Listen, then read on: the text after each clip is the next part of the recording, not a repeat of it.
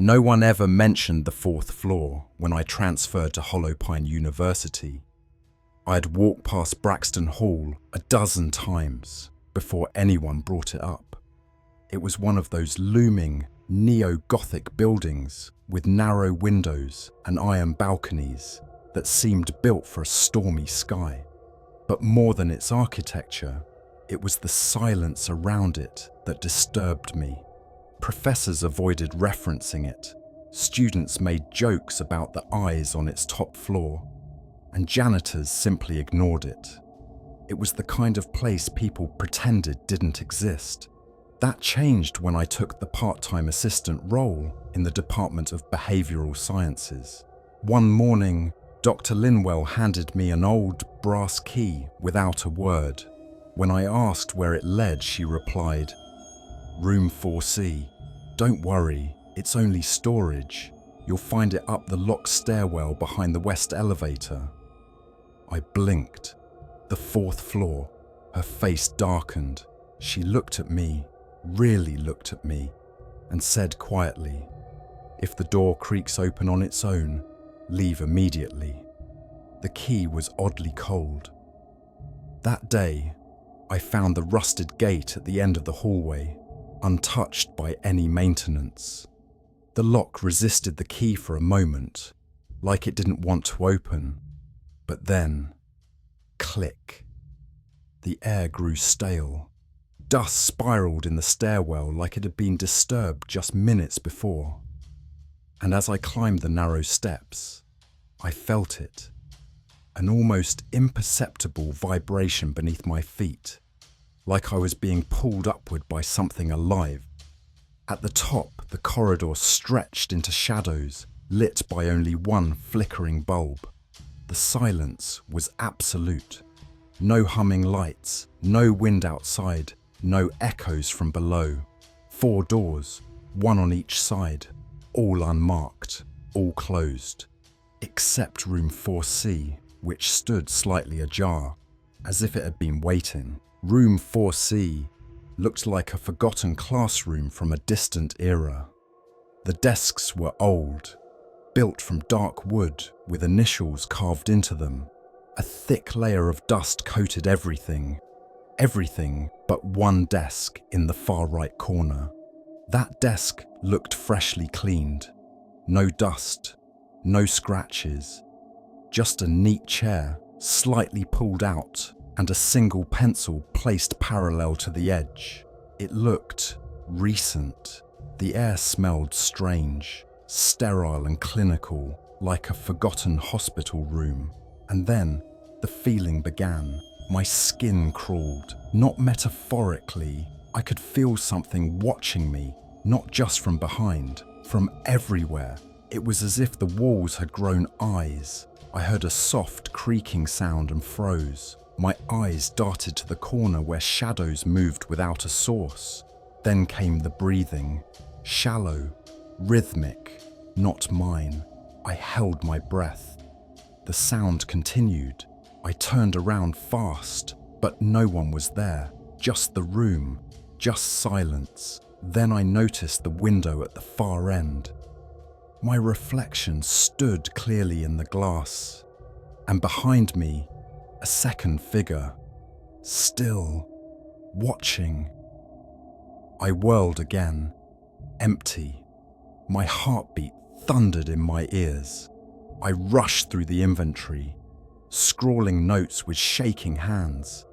As I turned to leave, I felt a rush of cold air pass through me, not past me, through me, like something had walked right through my body, claiming the space I was in. I didn't run, I fled. Dr. Linwell was waiting downstairs, looking pale and sweaty. "Did anything feel off?" she asked without looking up. "Dusty," I lied. "Just dusty." She didn't press further, but as she turned away, I heard her whisper, almost like a prayer. "Still there?" That night, I couldn't sleep. The reflection in the glass haunted me. I searched for any historical record of room 4C. Faculty documents, archived floor plans, campus rumours.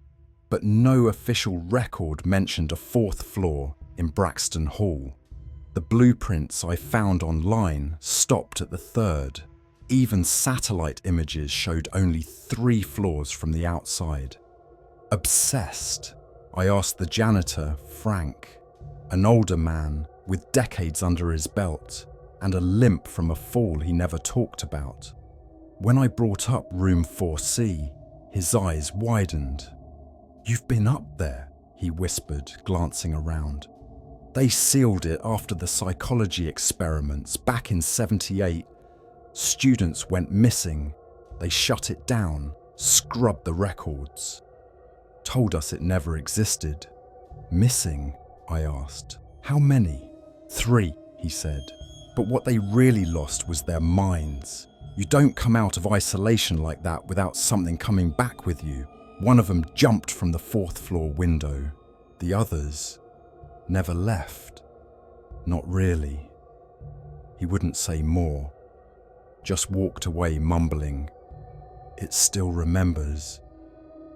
The story lodged in my brain like a splinter. I couldn't let it go. I needed answers, and some deep compulsion was urging me back. The second time, I went prepared. A small voice recorder in my pocket, a flashlight, a box cutter, just in case. The stairwell felt darker this time, heavier. I paused at the 3rd floor landing, heart pounding, but something, curiosity, madness, pushed me on. Room 4C hadn't changed. The same clean desk, same smell. But when I turned on the recorder, it let out a high-pitched feedback noise before settling. I sat at the clean desk, pressed record, and waited. 10 minutes passed. Nothing. Then, bang! The door slammed shut. The bulb overhead burst. Darkness swallowed everything. Then came the voices. Not whispers. Voices. Clear. Angry. Sad. Some laughed, high and unnatural. Some cried in long, breathless sobs. I stood frozen, flashlight trembling in my hand. The walls seemed to warp inward. A coldness seeped into my spine. I heard footsteps behind me. I turned. Nothing. And then, a girl's voice whispered right behind my ear. "Why did you bring us back?" I ran, down the stairs, out into the freezing night, didn't look back once. I played the recording that night, static at first, then footsteps, and then, unmistakably, my name, spoken by a voice I didn't recognize. The next morning, I stormed into Dr. Linwell's office. She didn't even pretend to be surprised. She handed me an old envelope. "You deserve to know," she said. Inside were yellowed reports, medical charts, and grainy photos. In the late 70s, Braxton Hall's 4th floor hosted sensory deprivation studies. Students were locked in rooms alone for days. No sound, no light, no interaction. Supposedly harmless. But on the 5th day of the 3rd trial, things changed. One subject went catatonic. Another began screaming about a shadow behind the wall. The third kept repeating, "I can't tell which me is me." Only one body was ever recovered. The student who jumped. The rest were lost, or so they said. "They didn't die," Linwell whispered. "They shifted, or something shifted them. That floor, it doesn't forget." I had to go back. Not for answers anymore, but for closure. Or maybe something in me had already started to fracture. This time, the stairwell door was already open. The corridor, darker than ever. I stepped into room 4C and closed the door behind me. Immediately, the air changed. Thicker. The room breathed. The window was open, impossible on the 4th floor. and in its reflection I saw them, 3 figures, pale, smiling, eyes black, standing behind me. I spun around, empty, but then they moved with the reflection, not behind me, behind the version of me in the window. I saw my reflection raise its hand. I didn't move. I screamed. My reflection smiled, and then it stepped out of the glass. They searched for me. Police, staff. No one found a 4th floor. The stairwell was sealed shut again. The key gone. My things left behind in the dorm. But I'm still there. Or something that remembers being me is watching from that glass, waiting for someone to come up again. And eventually, someone will. Because every campus has that one room.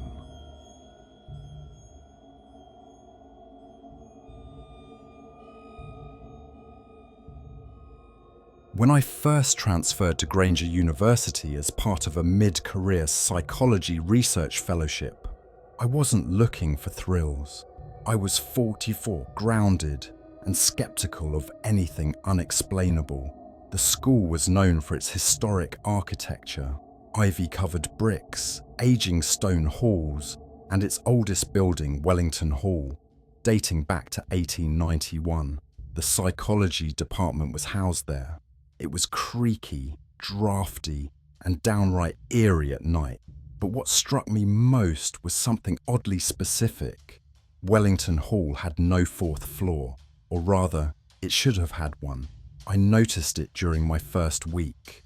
The elevator panel jumped from 3 to 5. I brought it up at lunch with a few colleagues, thinking it was a charming, old building quirk. But the table went quiet. Professor Alden, who taught there since the 80s, leaned in and simply said, "We don't talk about that floor." Everyone laughed nervously, trying to shrug it off. But something about the way their eyes refused to meet mine unsettled me. The silence that followed wasn't the usual academic pause. It was fear. Curiosity got the better of me, as it always does. That same evening, I explored the back stairwell alone, just past 9 p.m. Most staff had left. As I climbed the dim stairway, counting floors by the landings and windows, I noticed something strange. Between the 3rd and 5th floors, there was another level, but the door was sealed shut. Heavy metal, bolted from the outside, with no room number. Just a tarnished plaque rubbed smooth over time. I pressed my ear against the cold door. Nothing. But as I turned to leave, I heard a soft, dragging sound from the other side, like something heavy being pulled slowly across concrete. It wasn't footsteps. It was deeper, rhythmic. I froze. My breath caught in my throat. Then it stopped. I waited, heart hammering. Nothing more came. I told myself it was the building settling, but it had felt deliberate, like someone or something knew I was listening. The next few nights, I couldn't stop thinking about it. On Thursday, I stayed late again, pretending to grade papers in my office. I positioned a small voice recorder near the stairwell and left it running overnight. When I returned in the morning, the file was corrupted, but a sliver of audio remained. It was faint, scratchy but unmistakable, a whisper, a childlike voice repeating something over and over. "It's still hungry, it's still hungry, it's still hungry." I played it back 5 times, and each time I felt a chill rise from my spine to the base of my skull. I brought the clip to my assistant, Cara, a bright and deeply rational grad student. She listened, blinked slowly, and asked, "Is that a child?"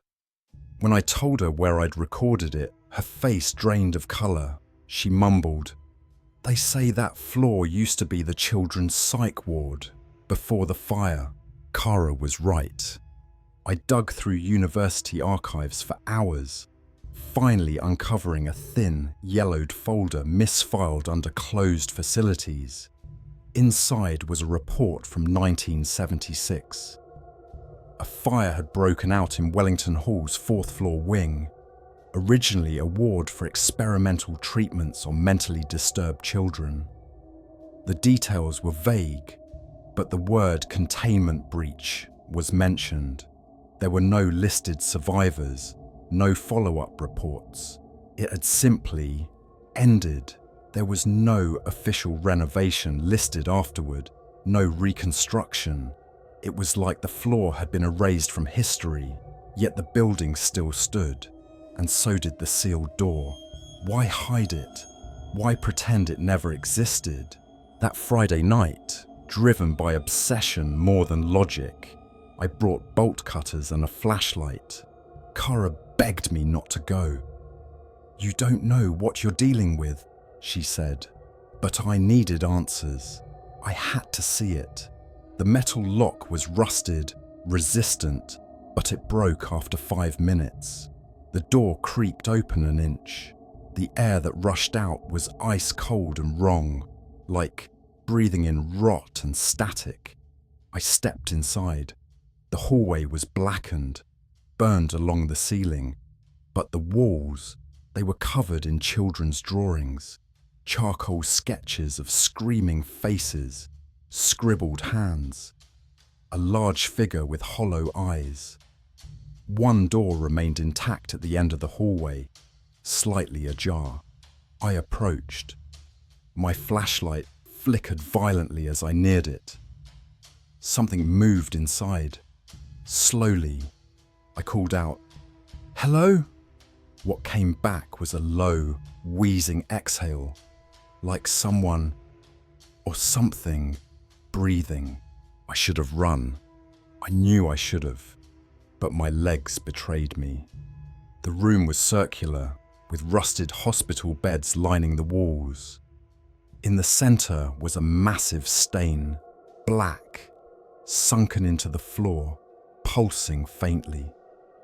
A sound rose, not loud but felt. A vibrating hum that invaded my teeth, my spine, my very thoughts. Then came the voice. "Stay." It wasn't from one person. It was many, layered and distorted. Children, adults, screams hidden in whispers. I turned to run, but the door had slammed shut. And there it was, emerging from the dark like a living shadow. Tall, malformed, with a face stitched from others. It didn't walk. It glided. Behind it, the whispering grew louder, hungry, frantic. "Stay. Feed it, feed it, feed it. Feed." I don't remember how I escaped. One moment, it was inches from me, reaching out with arms too long and crooked. The next, I was back in the stairwell, gasping. The door behind me sealed tight again, as if it had never opened. Kara found me collapsed 2 floors down, shivering uncontrollably. She never asked what happened. She didn't need to.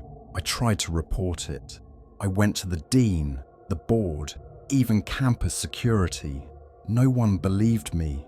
The door had been welded shut again. My recording was gone. The archives folder, missing. It was as though the university had swallowed its own shame and spat out a cleaner version. They denied everything, but I wasn't the same. I still hear them. Every time I pass the stairwell, I feel it watching, waiting. Wellington Hall still skips from 3 to 5, but if you walk the stairs at night and listen closely, sometimes, just sometimes, you can hear it breathing.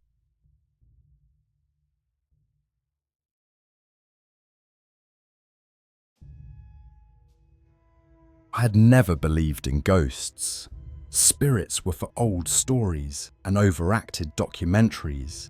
That changed in March 2016, during my first year lecturing part-time in the psychology department at Hollow Hill University. The school had a prestigious history, sure, but it carried an atmosphere that always felt just a little off. The kind of silence that made you pause mid-step and ask yourself why. My office was in Hollow Hall, an aging stone building on the eastern edge of campus. Most faculty avoided it after dark. Some said it was just the poor lighting. Others joked about curses and restless ghosts. I didn't buy into that. I stayed late often, grading or prepping lectures. That's how I met Erin Lancaster. She was brilliant, insightful, the kind of student who asked the right questions at the wrong time, making you think harder about your own lesson plan. Then, one Monday morning, she simply didn't show up. I gave her the benefit of the doubt. Maybe the flu, maybe a family emergency. But when she missed our Wednesday session too, I emailed her. No response. By Friday, I was concerned. Her roommate, Claire, told me Erin hadn't come back to their dorm the previous Sunday. She said she was going to review her notes in Hollow Hall, Claire whispered, visibly shaken. Around 10 p.m, I told her it was creepy at night, but she just laughed. I asked if she'd gone with her. Claire shook her head. She never came back. I checked the university student portal that night from my office. Her last login was at 2:43 a.m. Monday morning. Odd. There was an attachment in her profile, strangely uploaded after her disappearance. The title of the file, Don't Ignore Them, MP3. When I hit play, I expected a lecture recording. Instead, I heard static, soft at first, like a radio lost between frequencies. Then the sound of hurried footsteps echoed through a corridor, the shuffle of shoes on old linoleum floors, then whispering, muddled but frantic. It didn't sound like one voice, it sounded like several, speaking over each other, sometimes in perfect unison, sometimes out of sync. The recording ended with a gasp, short, sharp, and startling. I sat frozen. My heart was thudding in my chest. I didn't realize I'd turned off all the lights in my office until the glow from my screen became the only source of illumination. Something about the whispers felt wrong, not staged, not performative. It felt like a warning. The following day, I went to the campus archives, a building that even the janitors seemed to avoid unless absolutely necessary. I was hoping to find records, blueprints, incident reports, something about Hollow Hall. The building was cold despite the spring sun outside, and the scent of musty paper hung thick in the air. The woman at the front desk looked at me with tired, cloudy eyes. "You're the second this semester asking about Hollow Hall," she rasped, her voice strained, as if speaking summoned memories she'd rather bury. She handed me a thick, weather-worn envelope labelled Hollow Hall, 1973.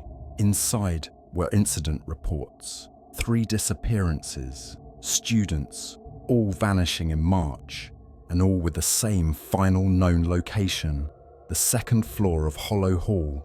One line was repeated in each report. Subject last seen entering corridor, did not exit. No traces found. I scanned through until I reached a photograph attached to the 3rd report. A blurry black and white of a classroom, but off in the shadowy edge of the frame, a figure stood. Pale, long, almost distorted. There was no face, just a smudged blankness. The label beneath it chilled me. March 13th, 1973. Final known image before disappearance number 3. That evening, I returned to Hollow Hall. I had to know if the second floor was accessible. The stairwell door was padlocked, the keyhole rusted shut. But with enough leverage from a crowbar borrowed from a janitor closet, it gave way. The second floor was untouched. Dust lay in thick, undisturbed blankets. Lockers rusted into place. Old desks sat crooked, like they'd been abandoned mid-lecture. My breath fogged in the cold air. I found a single footprint in the dust. Small, feminine. It led down the hallway and stopped. At the end of the corridor was a door I'd never seen on any blueprint. No signage, no number, just an old wooden door with an iron handle. I hesitated before reaching for it. The air felt thick. I turned the knob. The room was suffocating. No windows, only a single desk, a dusty chair, and two objects, a tape recorder and a phone. Erin's phone. My mouth went dry. I picked up the recorder and pressed play. Her voice cracked through. If you're hearing this, I don't know if I'm still me. They mimic. They talk like us. Sound like us. I saw one take my face. I think I saw it walk away, wearing me. Then static. A shriek followed, sharp, inhuman, and the tape cut out. I stumbled back, almost knocking the chair over. As I turned to leave, I felt a cold breeze sweep past me. Then I heard it. My voice. "Professor Holden?" It came from behind the desk. I spun around, but no one was there. I ran. I didn't stop until I was outside Hollow Hall, my hands shaking so badly I could barely unlock my car. The next morning, I went straight to campus security and gave them everything: the phone, the tape, the envelope. An officer took notes, nodded solemnly, and promised they'd investigate. 3 hours later, I received a call from the dean's office. They said there had been no student by the name of Erin Lancaster enrolled that year, no digital records, no dorm assignments, no email trail. Her portal access had been deleted. Her roommate, Claire, had suddenly transferred and no one would confirm she ever lived on campus. I checked my own class roster. Erin's name was gone. I stopped sleeping. Every time I closed my eyes, I heard those whispers. Sometimes I'd wake up and see that same faceless figure from the 1973 photo standing in the corner of my room, just watching. The university offered me a sabbatical with full pay. I didn't argue. I left town and never went back. But some things follow you. Now, years later, I sometimes hear my own voice in recordings I never made. I see shadows move in mirrors before I do. And once, just once, I looked into a mirror and my reflection blinked before I did. Erin's gone, but something took her place. And now I wonder, when I talk, when I teach, when I laugh, is it really me?